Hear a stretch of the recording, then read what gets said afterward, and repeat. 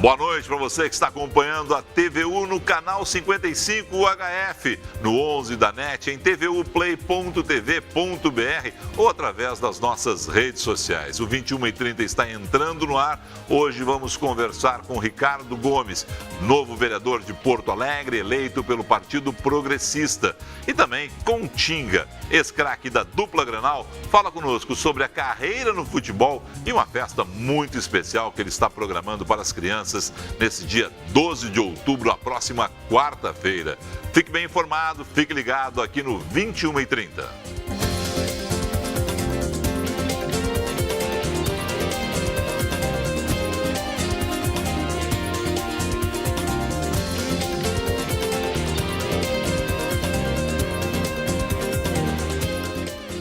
Uma série de entrevistas que estamos realizando com os novos vereadores e os nem tão novos. Ontem conversamos com Reginaldo Pujol, eleito 9 vezes para a Câmara de Vereadores.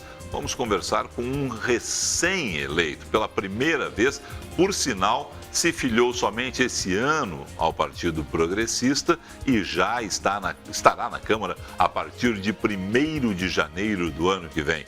Conosco aqui no estúdio, Ricardo Gomes, advogado, ex-presidente do Instituto de Estudos Empresariais e novo vereador de Porto Alegre. Prazer te ter aqui, Ricardo. Boa noite. Boa noite, Felipe. Boa noite também a todos os espectadores.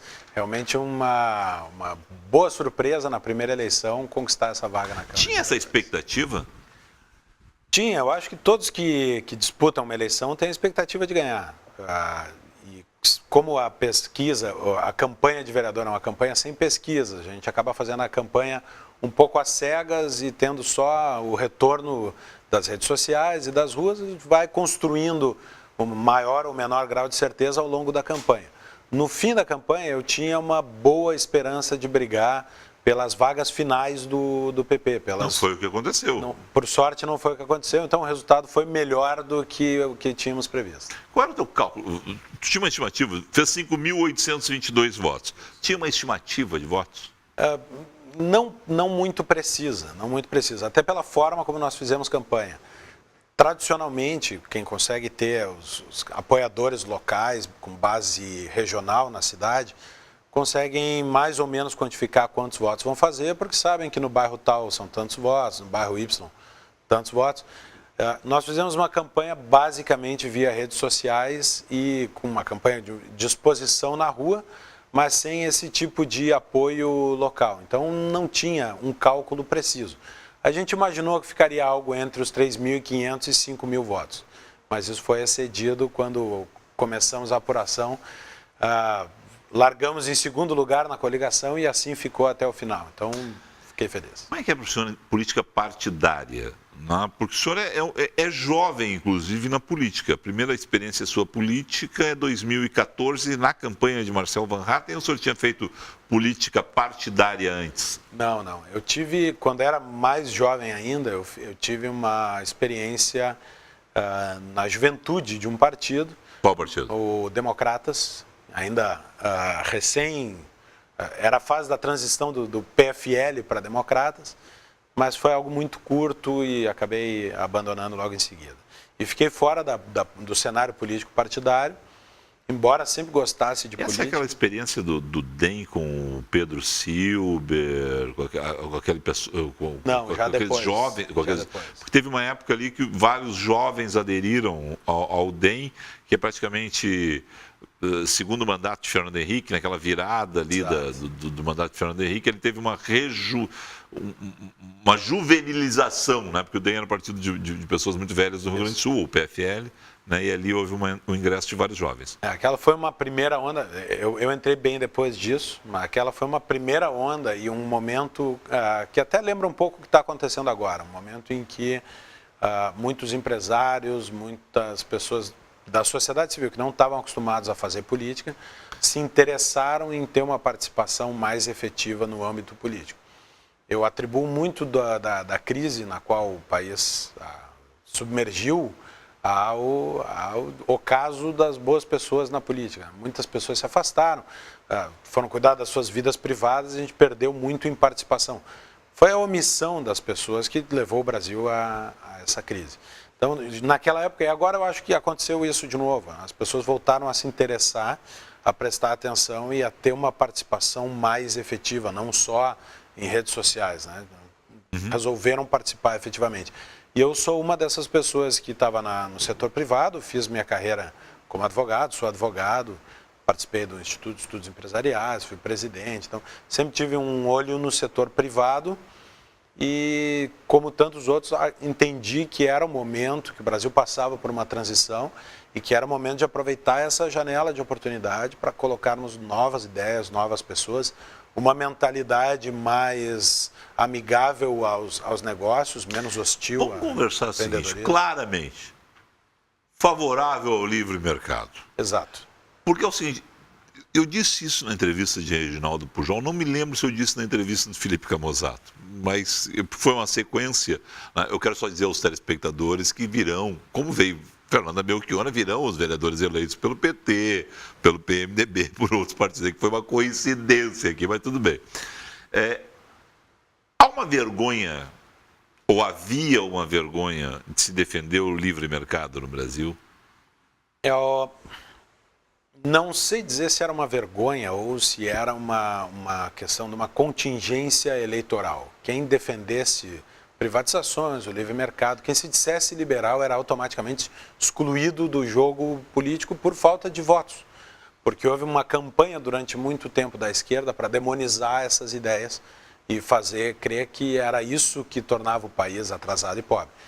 Eu acho que foi isso que mudou. Mudou a mentalidade ao redor, não a coragem ou vergonha de se dizer liberal. Eu sou um liberal, sempre fui liberal, sigo sendo, vou continuar sendo. Eu defendo, sim, a livre iniciativa, a liberdade individual, o livre mercado, o livre comércio, como formas de fazer uma sociedade prosperar.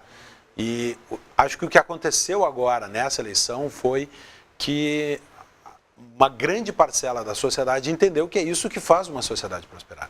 O governo Dilma não afundou só porque foi corrupto, afundou porque aplicou as ideias erradas, afundou porque levou o país à ruína com a sua ideologia. E é natural que agora as pessoas que pensam o contrário o digam de peito aberto e encontrem ressonância nas urnas, que foi o que aconteceu.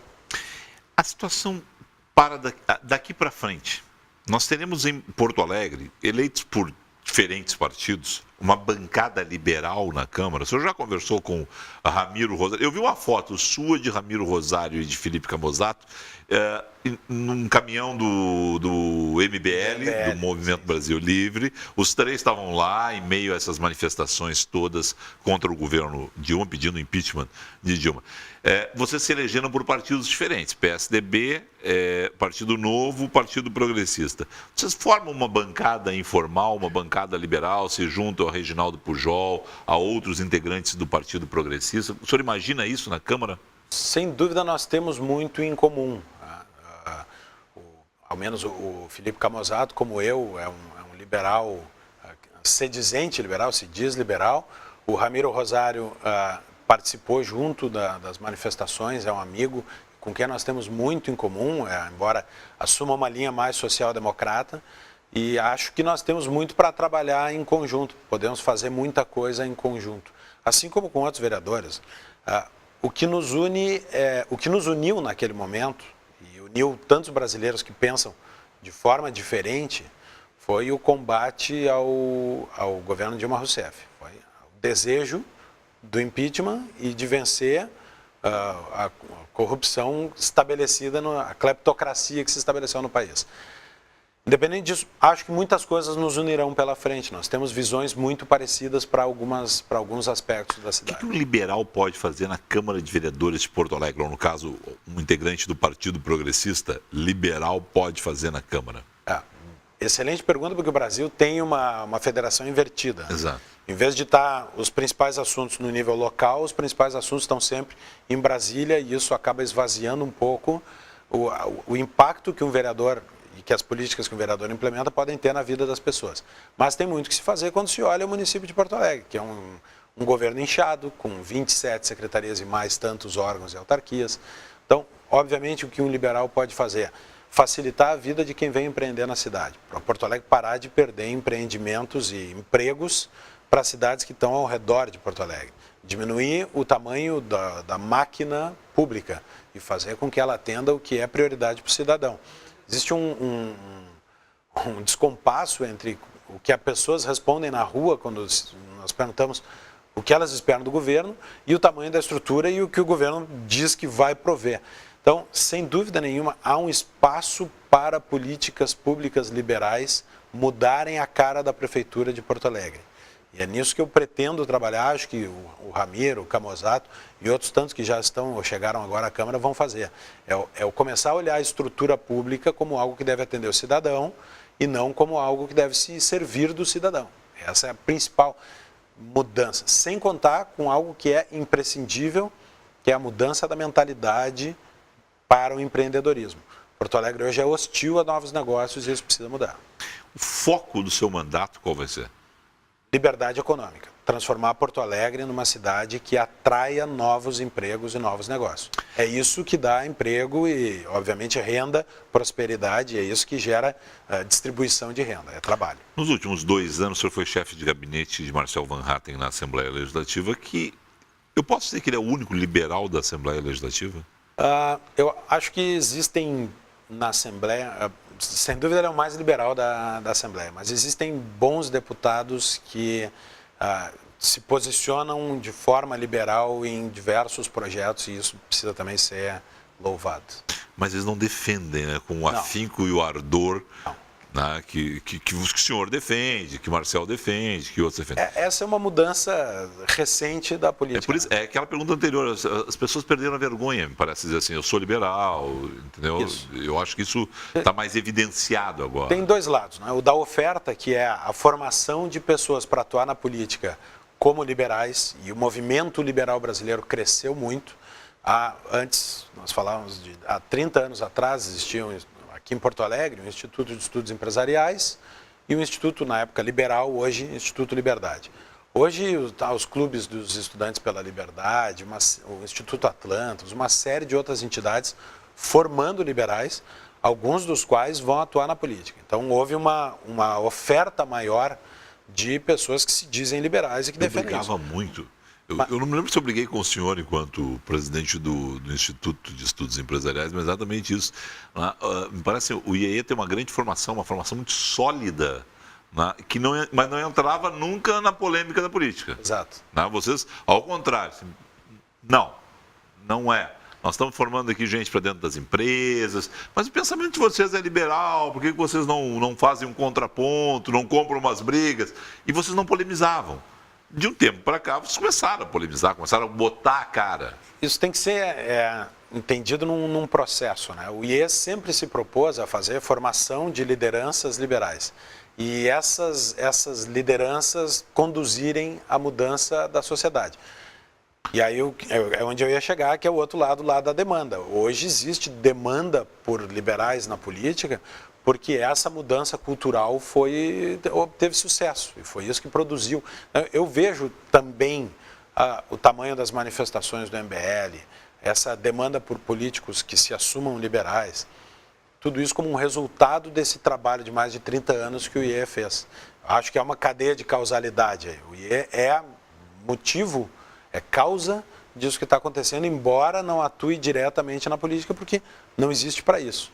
Mas quando eu converso com todas essas lideranças liberais do Rio Grande do Sul e de Porto Alegre, todos dizem que passaram pelo Fórum da Liberdade e que lá adquiriram conhecimento e formação. A partir de agora, a partir desse caminho, desse novo caminho, né? Porque tinham, claro, pessoas mais antigas no Partido Progressista, no DEM, em outros partidos. Eu não gosto de usar isso, mas para colocar bem à direita, né? Tinham outras pessoas mais velhas, chegaram antes de vocês, mas a partir dessa renovação, você imagina que é uma linha que não vai mais cessar? Nós temos aí uma sequência, o senhor entrou agora, daqui a 2 anos, outros vão entrar para deputado estadual, para deputado federal? Nós vamos trabalhar para isso, vamos trabalhar para manter sempre novos e mais liberais participando da vida política. Acho que o que se passou nesses últimos anos de envolvimento, de ressurgimento do interesse pela política, vai fazer, e sem dúvida, com a eleição de liberais, isso mostra que há um caminho. Até pouco tempo atrás, como eu te disse, um liberal que concorresse estava fadado ao fracasso e isso dava um sinal para novos entrantes. Não venha porque você vai perder. Agora isso mudou. Com a eleição, com o sucesso nas urnas, o Marcel, o Felipe, meu e outros liberais que conquistaram vagas no Brasil afora, acho que isso mostra para as novas gerações que sim, a política é um caminho viável para um liberal e que precisamos de liberais na política. Eu acho que isso não vai parar tão cedo. Um elogio que eu faço ao Lula e que eu não faço a outros, e aí naquela época, isso eu já disse pessoalmente para ele em entrevistas, e pessoalmente e em entrevistas, pegar o Guilherme Afif Domingos. Naquela eleição de 89, ele se colocava no campo liberal. Sim. Tá? Lula na esquerda, e entre eles, vários, né? De Caiado a Freire, de Ulisses a Covas, mas estava todo mundo do centro para a esquerda. E naquela eleição, me parece que o único que se colocava no campo liberal mesmo era Afif Domingos, e aí Collor foi colocado na direita, em função da disputa, mas não se assumia como. Não. Né? Na próxima eleição, nós teremos alguém que volte a se assumir. E o elogio que eu faço ao Lula é o seguinte: o Lula perdeu até ganhar. Né? E sumiram os candidatos liberais. Nós não temos ninguém para a presidência da República que tenha assim, um pensamento liberal, coeso, né? Bem estruturado. O senhor imagina que daqui a 2 anos nós tenhamos isso? Já vai chegar já tão rápido isso? Eu acho que este ainda é um degrau que falta um pouco para ser conquistado. Embora o Ronaldo Caiado seja tradicionalmente um liberal, seria o único liberal no cenário eleitoral. Mas não está posto, né? Não está posto. Não está posto. Acho que se não se apresentar, nós não temos outro liberal disputando essa eleição. Isso ainda é um degrau que vai faltar construir. O lado bom disso é que as bases estão se renovando, quer dizer, está entrando gente com essa posição no espectro político. Ao longo do tempo, isso vai acabar chegando lá em cima, mas ainda estamos numa fase inicial de semear localmente, nas assembleias legislativas e nas câmaras de vereadores. Acho que ainda, talvez não em 2018, mas logo, logo teremos um candidato liberal com uma posição liberal assumida e com reais chances de ganhar a eleição. Talvez o Dória, não sei. Olha, eu acho complicado, porque o Dória também vai ter toda uma estrutura do PSDB que é passar pelo Aécio, passar pelo Alckmin, né? O Serra ainda já quer disputar a próxima, quer dizer, tem toda uma sequência. Né? Não para 2018, penso para a próxima. Mas também é alguém que está chegando e que vai ter que mostrar se na prática vai ser um liberal ou só no discurso. E esse é o teste que os ele começou polemizando, dizendo que o AMB e Interlagos podem botar 7 bilhões de reais no caixa da Prefeitura de São Paulo, né? Que não tem porquê a Prefeitura ter um centro de eventos, ter um autódromo, né? Isso pode ser da iniciativa privada. Ele chegou botando polêmica. Né? Que é um pouco do que eu disse. Se perguntar na rua, o cidadão quer saúde, segurança e educação. Não quer autódromo, não quer centro de eventos, não quer. A prioridade do povo é saúde, segurança e educação, não é corrida de Fórmula 1. Vocês estão preparados para esse debate? O senhor está preparado para esse debate na contraposição a experientes políticos como os da bancada do PT e os de Fernanda Melchiona, Roberto Robaina, Alex Fraga na bancada do PSOL? Sem dúvida, eu acho que os resultados das ideias falam por si só. O resultado do que o PT fez no país e o resultado que se encontra nos países que aplicam o liberalismo e defendem o livre mercado, esses resultados falam por si só. Nós estamos preparados sim para mostrar o que o PT fez pelo país e essas ideologias fizeram no país e também para mostrar o que o liberalismo fez no resto do mundo e pode fazer por Porto Alegre e pelo Brasil. Podemos ter bons debates ideológicos na Câmara, portanto. Com certeza, mas o bom debate ideológico é aquele... Ideias são sempre abstratas e perfeitas. O bom debate é aquele que pega essas ideias e as aplica na realidade, que é sempre concreta e imperfeita. O grande desafio que nós vamos ter é como transformar esses valores em práticas e ideias concretas para a cidade de Porto Alegre. E é para isso que nós estamos nos preparando, para mudar a forma como a Prefeitura de Porto Alegre se relaciona com o cidadão, como a Câmara se relaciona com o cidadão.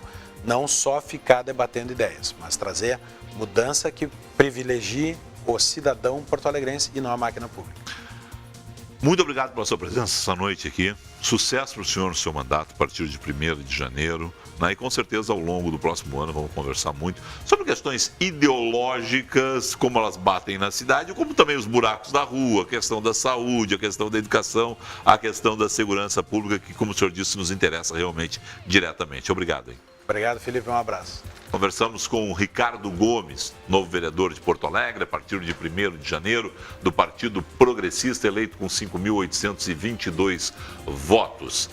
No próximo bloco a gente conversa com o Tinga a respeito da vida, aquele gol contra o Sport que lançou ele para o mundo, foi pelo Grêmio, depois ele fez um pelo Inter, deu a Libertadores para os colorados. Vamos falar sobre isso, sobre a festa do Dia das Crianças e muito mais aqui no 21h30.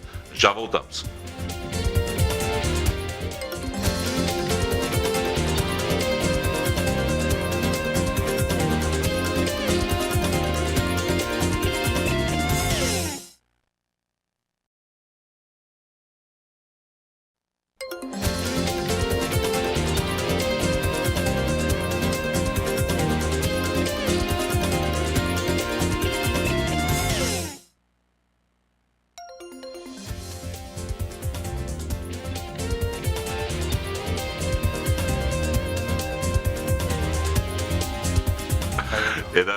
Era tu ou não era tu, né?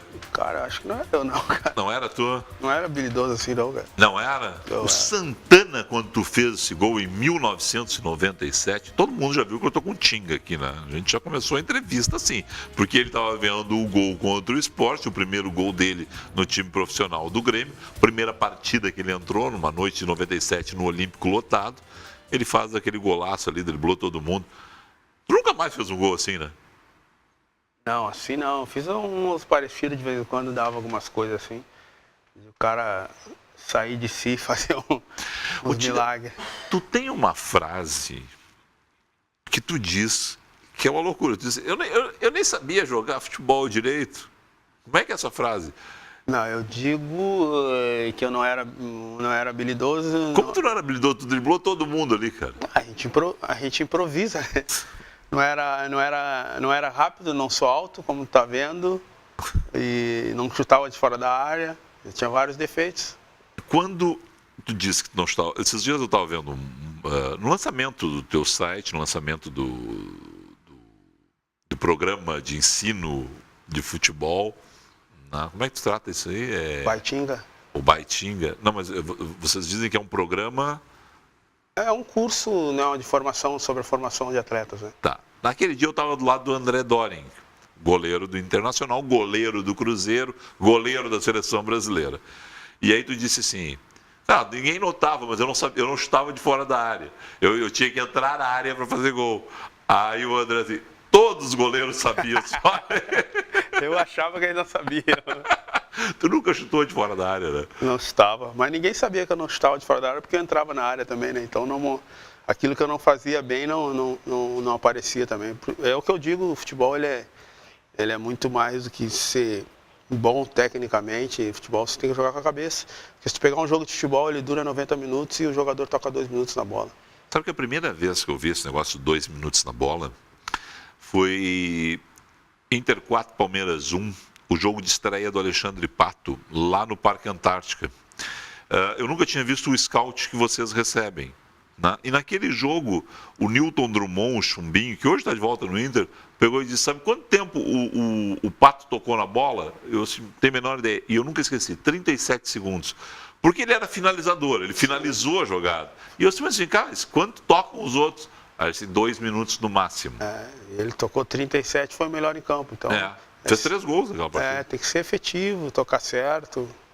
É interessante o futebol. Não é aquilo que parece. Então, eu gosto de estudar muito futebol por isso. Tu diz que qualquer pessoa pode aprender a jogar futebol. O que uma pessoa precisa para aprender a jogar futebol? um filho de um pai que está nos olhando agora, o pai, como eu, assim, o pai foi um perna de pau, tem lá uma criança de 3 anos. Se essa criança tiver foco, ela pode ser um bom jogador de futebol? Não, lógico, você tem que ter no mínimo as coisas básicas, né? Gostar de jogar futebol, a parte física, enfim. Mas eu digo cada vez mais o futebol está se mostrando que você tem que ter inteligência, tem que ter discernimento de jogo, discernimento tático, ser efetivo e ser inteligente taticamente. Então é possível você ser um jogador normal e se tornar um jogador com uma carreira de craque. Eu sou prova disso. Eu como característica, como qualidades, eu era para ser um jogador com uma carreira normal. Eu acabei jogando em 7 clubes, só clubes grandes, ganhei alguns títulos neles. Eu tive tudo que um jogador sonha em ter, eu tive tudo demasiado. Assim. Diga, mas tu era um jogador normal até que ponto? Tu foi um motor... Bom, tem uma situação, em primeiro lugar, no teu lançamento no Grêmio, tu é um atacante, né? Depois é o Joel Santana que te puxa... Como é que foi isso? Tu chegou pro Joel Santana no Botafogo e conversou com ele que queria jogar mais atrás? Como é que foi que tu parou? Tu foi lançado como um ponta-direita, o Santana dizia que tu era um garrincha por causa daquele gol do Sport, e daqui a pouquinho tu surge na segunda volância. Bom, na verdade, devido aos treinamentos que eu fazia no Botafogo, campos reduzidos, 2 toques, eu jogava do meio para trás. E eu sempre fui muito focado em querer ganhar qualquer joguinho. E uma vez no Campeonato Carioca não tinha volante para jogar, ele botou para treinar na coletiva, eu fui bem. E dali eu não saí mais dessa posição. E aí quando eu voltei para o Grêmio, que eu estava emprestado, o Tite foi me botar de atacante. Isso até o Tite fala no meu site, né, no baitinga.com.br, de que ele foi me botar e eu falei para ele, professor, eu sou volante. Ele falou, não, mas eu te vi jogar de atacante quando eu estava no Caxias. Falei, não, eu sou volante. Aí ele, mas tem 5 na tua frente. Eu falei, não tem problema, eu vou buscar o meu espaço. Quem eram os 5 nessa época? Lembra? Não? Tinha bastante. A Estrada, tinha o Fábio Baiano, Eduardo Costa, Polga, Itaqui. Então, vamos pela ordem. O Astrada veio pro Grêmio para ser o cara do Grêmio. O Fábio Baiano jogou muito no Grêmio. O Polga foi campeão... Pentacampeão mundial em 2002 com o Filipão no Japão e Coreia. Eduardo Costa foi para a França, fez carreira no exterior. Era só esse pessoal, sim, era só esse nível. E eu falei, não, vou brigar pelo meu espaço, e deu 3 meses já estava jogando. Esse é aquele time do Grêmio campeão da Copa do Brasil. Isso, 2001. Que é o último time. E o Tite sempre fala disso, dessa lealdade que eu tive com ele, de falar, e ele também gostou dessa atitude que eu tive. Aí tu te fixou na volância e nunca mais quis sair dali, quer dizer, porque tu aparecia na frente com muita facilidade. Tu te desprendia com muita facilidade. Mas quando a gente via, era a questão do pulmão mesmo, ter um pulmão, tem 3 pulmões aí para correr tanto? Não, lógico, tu tem que ter uma condição física diferenciada para poder jogar box a box, como diz lá fora, que é área a área, né? Mas o fato de eu ter iniciado a minha carreira como atacante me facilitava algumas coisas. Então eu entendi, por isso que eu falo que futebol tem um monte de coisas extra-campo que faz diferença. Você pensar o que é melhor para a tua carreira. Então se eu fosse um atacante, eu sempre falo que eu morreria de fome, né? Não ia morrer de fome. Atacante, que eu não fazia muitos gols, mas para volante eu fazia bastante gols. Então... Aí é o Borussia Dortmund. Exato. Não fazia muito gol, é só gol teu ali, ó. Aí tem a gente pegou essa aí, até depois tem imagens desse jogo festivo dele, mas ali, ó. Isso é legal. Eu pedi para o Matheus separar exatamente essas imagens para a gente pegar e mostrar o seguinte: a tua despedida. É fantástico isso, cara. Eles sabem fazer isso, né? Os europeus, né? Eles têm um respeito muito grande pela história, né? Então você quer chegar lá e tu quer fazer a história no clube porque ele vai ser valorizado. Eu fui agora, eu fiquei lá agora 2 semanas. Aí é o gol da Libertadores, ó. Esse eu considero o gol mais importante assim da minha carreira. Aí pelo fato de ter toda uma história, né? De cabeça, hein, velho? Teve que abaixar ali. Esse aí é um gol que mexe com a história toda. Um gol em Grenal. Eu não consegui ler ali, tinha uma faixa de quem tem tinga, não precisa não sei o quê. Mas não... Do Ronaldinho. De Ronaldinho. É que ele tinha acabado de sair, né? Mas é incomparável, né? O Ronaldo foi o melhor jogador que eu vi jogar. Vem cá, por que tu tirava a camisa? Tu sabia que ia levar amarelo, cara?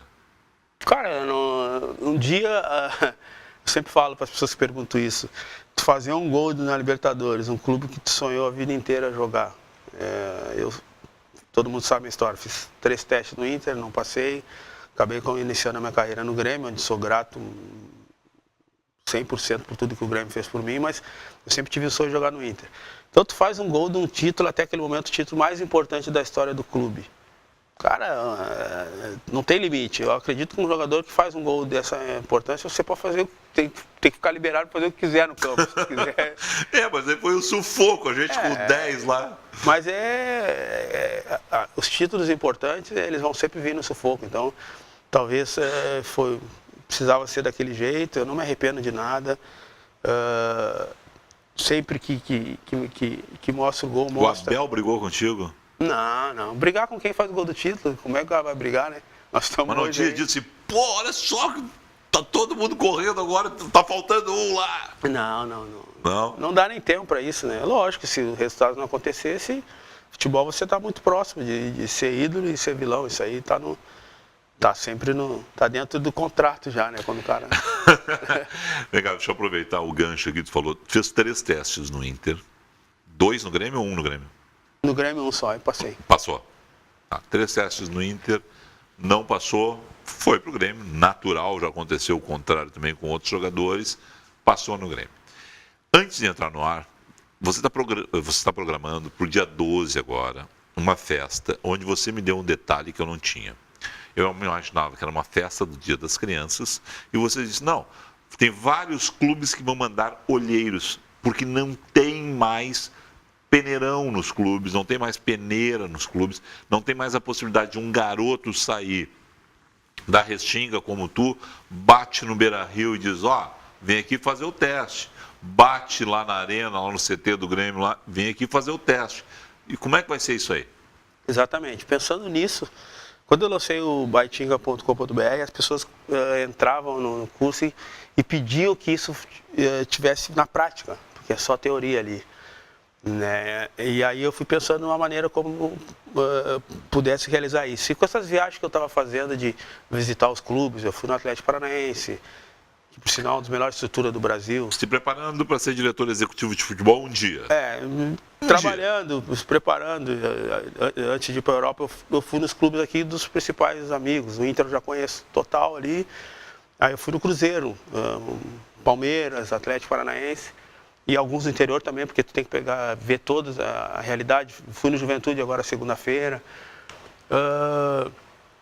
Eu identifiquei que hoje é muito difícil um jogador como eu, de um bairro, que joga simplesmente no seu bairro, ele ser visto por alguém de um clube grande. Hoje é tanto a questão de empresário, a questão de virou tanto profissional que é muito difícil chegar perto do clube. Como tu falou, há 10, 20 anos atrás, nós escrevia ali, saía no jornal, testes, abriu temporada de teste no Inter, no Grêmio, tu ia. Então, pensando nisso, né, eu desenvolvi a Clínica Baitinga, que vai acontecer numa data específica, o Dia da Criança, no Marinha, agora no dia 12, onde a gente selecionou 100 crianças aqui em Porto Alegre, diversos projetos sociais. Aí tu foi o olheiro? Não fui olheiro, eu liguei para os projetos sociais. Os projetos sociais e falei, cara, se tu tivesse que escolher de 3 a 5 jogadores que pudesse ser visto por Inter, por Grêmio, por Cruzeiro de Belo Horizonte, por Atlético do Paraná, por Juventude, por São José, por Ivoti, que é um clube hoje formador, que eles foram os que me confirmaram a parceria.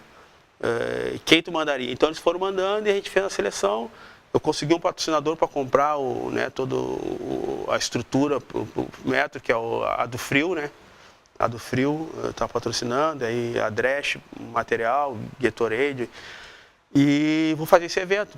Para essas crianças não tem como eles ir num... É uma festa do Dia das Crianças e tem esse evento junto, é isso? Junto. Tem uma festa no Marinha que é maior para todas as crianças de outras modalidades. Que é organizada por ti também? Não, que é organizada pela Secretaria do Esporte. Tá. E eu inseri o meu trabalho dentro, então a parte do campo ela fica sobre a minha equipe. Tá. E aí, essas equipes, Grêmio, Inter, Cruzeiro, Atlético, esses que eu te falei, Juventude, São José, mandam um avaliador e vão participar junto. É uma oportunidade, portanto, são 100 crianças. São 100 crianças. Tinha, esta é uma oportunidade que está no teu dia a dia. Esse é um trabalho social que tu faz efetivamente. Em quantas comunidades tu atua hoje? Em algumas em conjunto com o Dunga, em outras em conjunto com outras comunidades. Como é que é esse teu trabalho social? Cara, na verdade, eu falo que o meu trabalho é uma bagunça organizada, né? Tudo que tem hoje relacionado a projetos sociais, as pessoas me procuram. E eu ajudo da forma que eu posso. Eu tenho um projeto meu, onde eu sou vice-presidente, que é no Morro Santana, que é o Aspirantes de Cristo. E tenho também onde eu sou diretor de um sítio de centro de recuperação de drogado na Restinga. Esses dois eu sou de fato, participo da diretoria. Mas eu participo de vários outros projetos sempre da maneira que eu posso.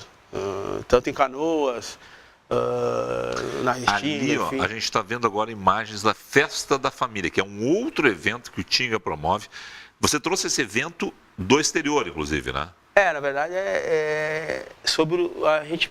Poucas pessoas sabem ou se dão conta de que em dezembro é o mês da família, né? Tem o dia da família, se não me engano, dia 11 ou dia 9.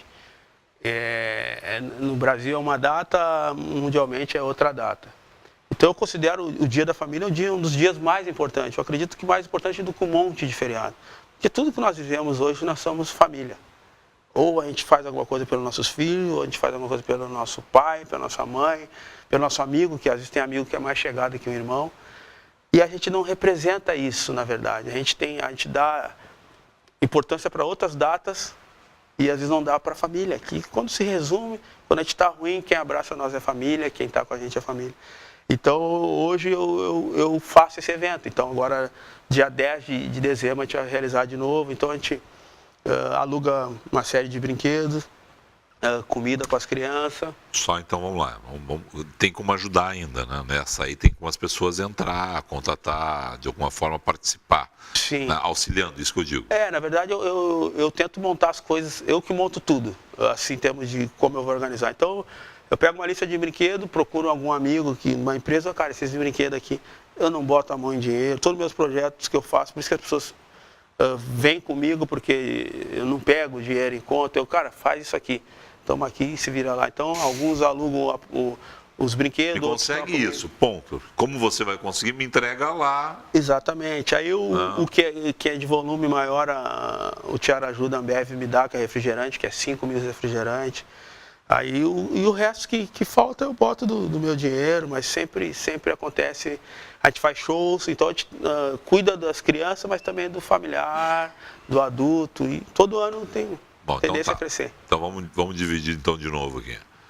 Próxima quarta-feira, Dia da Criança, no Parque Marinha do Brasil, está organizando essa clínica, dando oportunidade para essas crianças, jovens, talentosos, que estão em diferentes programas sociais, serem vistos por clubes de futebol.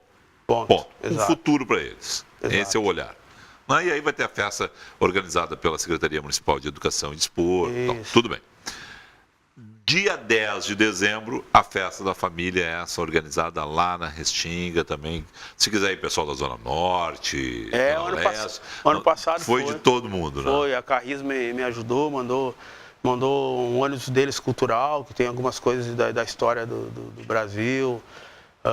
Ajudou também no aluguel de algumas coisas. Então, eu vejo que o que o Brasil tem, ninguém tem. No mundo, de ser parceiro nessas coisas, quando vê que é sério, né? Claro. Tu falou da família, deixa eu só te perguntar pelos meninos, né? Você tem 2 meninos, né? Um diz que vai jogar bola, o outro vai fazer o quê? O outro é metido a músico, faz tudo um pouco. Eu não sei se vai jogar bola, tá? O Davis, que joga bola, tá correndo o espaço dele, mas eu sempre digo que para os nossos filhos é muito mais difícil. Filho de jogador é muito mais difícil, porque ele tem uma guerra psicológica, né?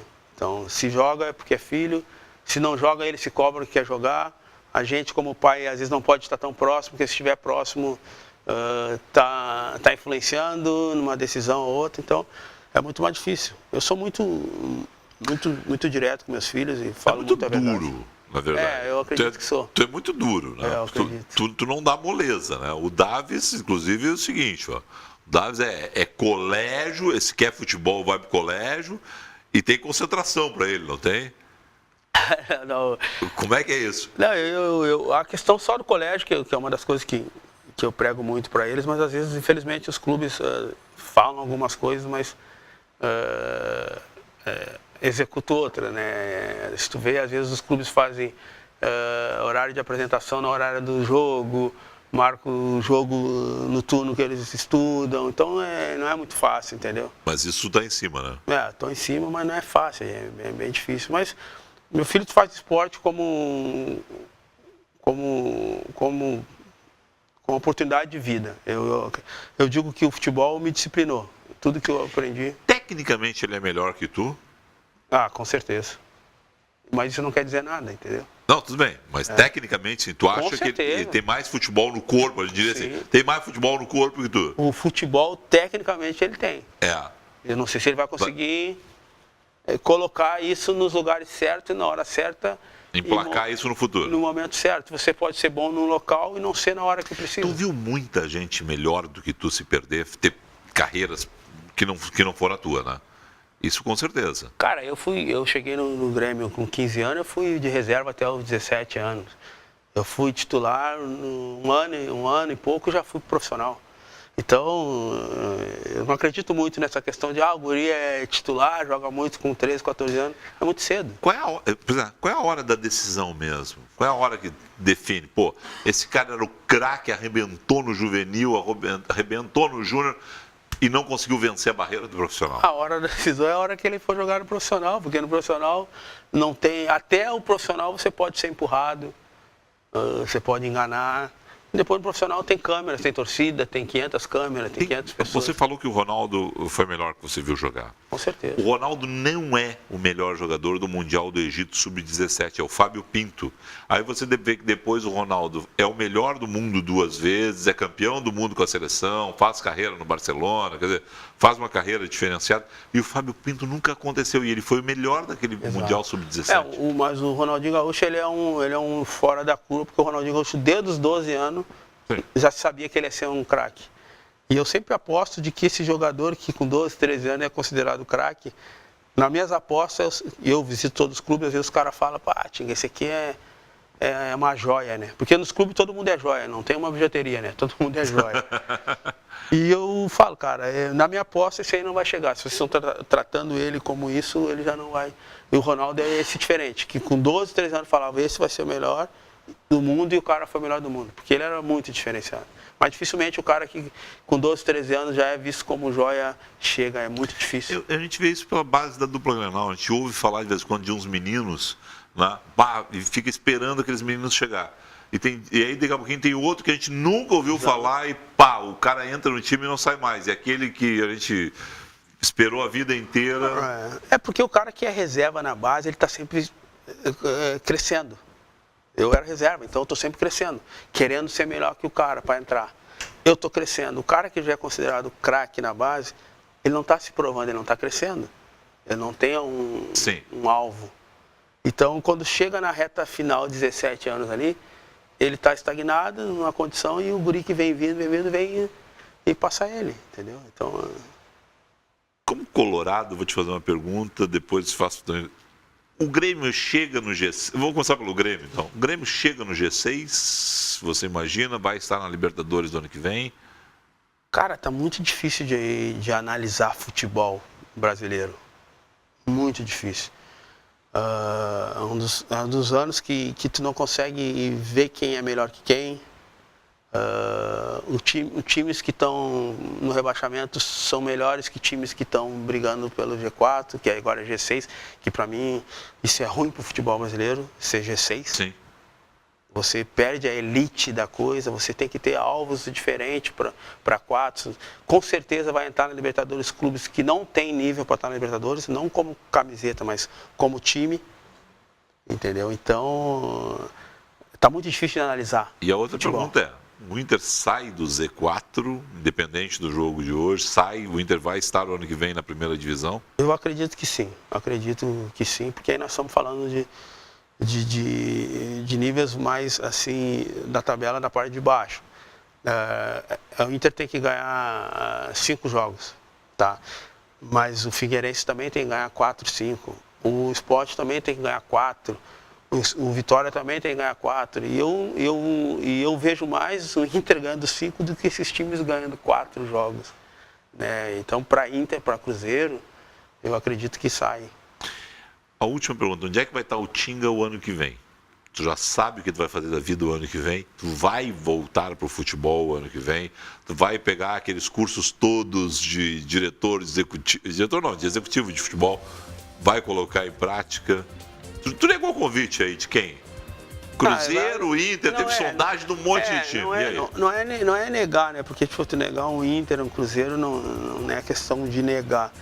É questão de momento. O maior respeito que tu possa ter por um clube é tu estar preparado para trabalhar nele. E principalmente quando se fala de Inter, que eu estou falando de clube, de história e também de coração. Então eu tenho que ter respeito por isso. Eu não posso entrar de qualquer jeito num clube que tem todo um envolvimento. Então, eu queria sair do futebol, ver o futebol de fora. E eu fiz isso, né? Então estou 2 anos, agora vai fechar em dezembro sem jogar. E o ano que vem eu vou decidir o que eu vou fazer. Porque eu acredito que o futebol tu não faz nada sozinho, então tem que ter toda uma engrenagem para que a gente possa trabalhar junto em algum lugar. Tá bem. Só me enrolou, não vai me dizer. Tem vários convites já para o ano que vem, vai estar só nos enrolando. O ano que vem ele vai estar em algum clube, pelo menos é o que eu e alguns amigos apostamos. O ano que vem ele vai estar em algum clube. Mas é o seguinte, ó, quarta-feira da semana que vem, Cidadão Tinga vai estar no Parque Marinha do Brasil organizando essa festa, dando oportunidade para esses jovens. Parabéns por mais essa iniciativa e eu espero que a gente converse antes do dia 10 de dezembro desta festa da família que você vai repetir mais uma vez lá na Restinga, tá bem? Beleza, vou voltar aqui antes de dezembro para a gente falar só da festa da família? Só da festa da família. E aí talvez o arranque dele, onde é que ele vai estar o ano que vem. Beleza. Tinga, obrigado. Obrigado, Felipe, um abraço. A gente fica por aqui com um dos grandes do futebol brasileiro. Ele disse que era um perna de pau. Perna de pau ele também disse que não, né? Porque isso ele não pode dizer, porque jogou muito. Na nossa opinião, foi um dos grandes que eu vi, tanto com a camisa do Grêmio quanto com a camisa do Inter. Fez gols maravilhosos pelo Borussia Dortmund, pelo Botafogo, por outros clubes por onde passou. Jogou na seleção brasileira. Falei com Paulo César Tinga, figura que eu gosto muito, né? Um dos ídolos que eu tenho no esporte. E a gente nem falou de outras questões sociais, ele vai ter que voltar aqui. O 21h30 fica por aqui, nós voltamos amanhã. Tchau!